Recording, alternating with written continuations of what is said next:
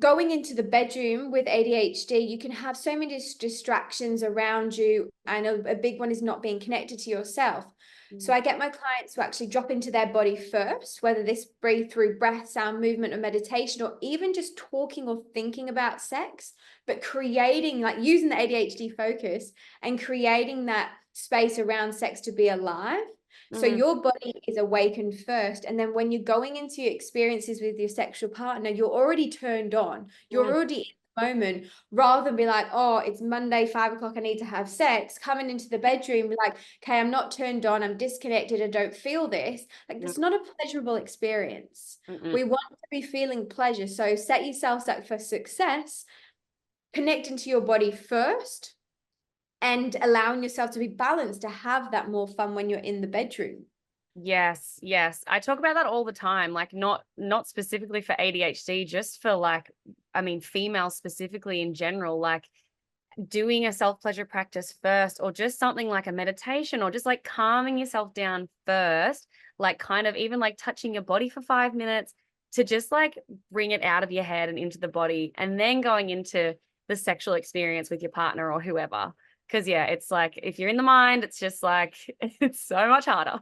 And just think about how much time when we spend in the mind, like it could be 3 minutes, it could be 30 minutes. How much time have you kind of wasted just thinking of something that's completely pointless?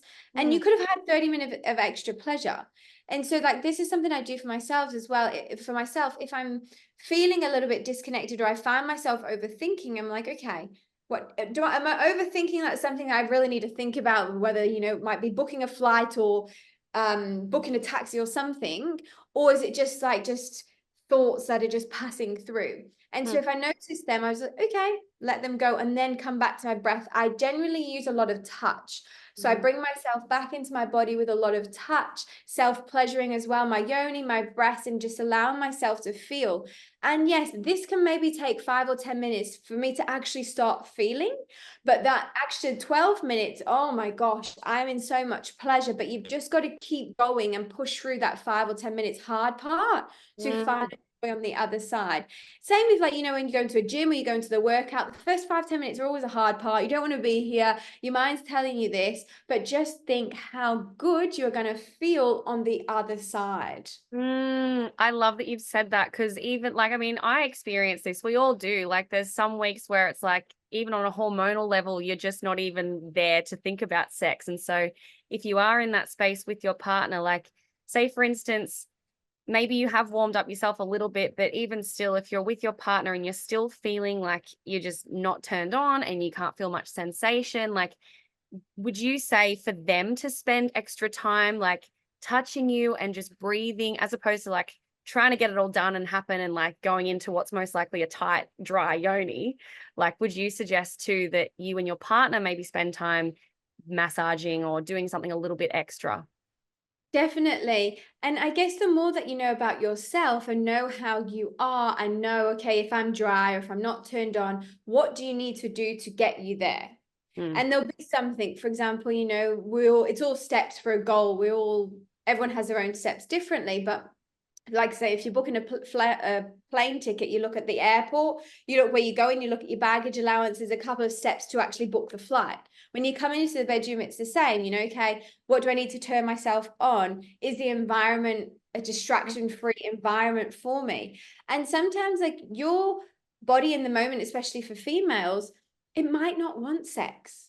Your body might just completely, like you said, want to be touched and want to be felt and want to be held, rather than just going in for that doggy pounding. Yeah. And I think a great one to add on to the such a misconception around what sex actually is. Sex isn't just penis in the vagina and let's go and finish. Sex can be erotic and passionate and playful and messy and yummy as you explore your own body and explore that with your partner as well. So within this, like the tantric connecting space, simple things like massage, breath work, or touch is massage, allowing yourself to feel. And for example, like I never knew how much I love my feet being touched. And my feet being touched and felt really connects me to myself.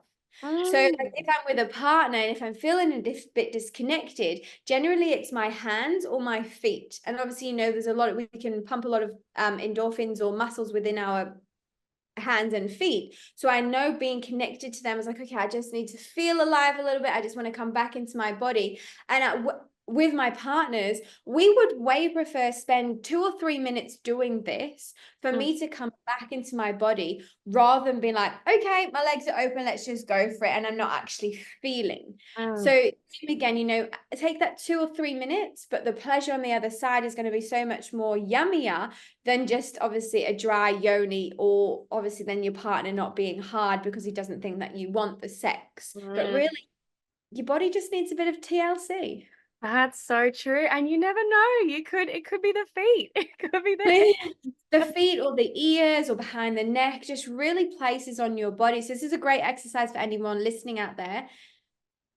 Explore your different types of your body. So obviously it's beautiful to do this with a partner, but where have you never been touched before? Have you Mm. never been touched on your feet, behind your knees, behind your ears?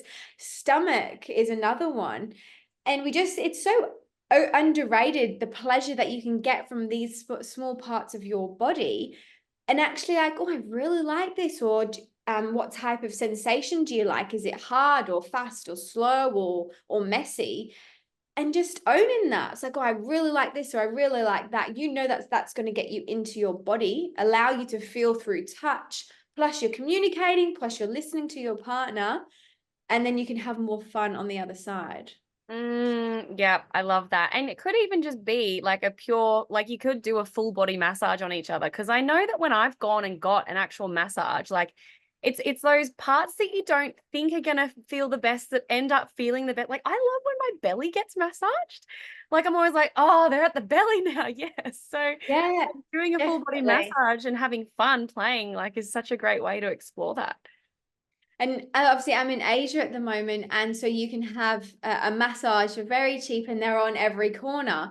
Oh, And I love just like, okay, I know I'm just going to feel and drop in. But there maybe was a time when I was maybe going externally a little bit too much in this regard. Obviously, I was receiving, I was like, oh, how would it feel for myself if I actually gave myself the massage? So I would sit, put my music on, get the massage oil out, and just caress my body. Obviously, you bring different pros and cons with doing it with someone else as well, but just feeling it for yourself. Then I mm, actually do have a couples massage course on this. So there's all different types of techniques and strokes and positions of the body, and a bit of body sliding as well to increase the intimacy in your relationship and different types of touch. So for anyone listening out there, I do have that on my website, which is, I'm sure Kelsey will put the links in there for you to I just explore will. something different, like you don't have to go to the depths of exploring swinging and open relating and monogamy.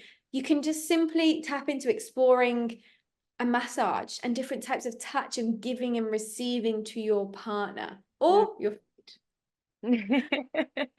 Yeah, and truly like massage is so powerful. Like even I know that if I'm in my head or not feeling it or need to just like bring myself down, if I like set my partner and I up in our room, like candles on, meditation music, oil, and just like tune in and like just massage, like either receive or give, it brings me down and brings me in. So it's so Mm. powerful.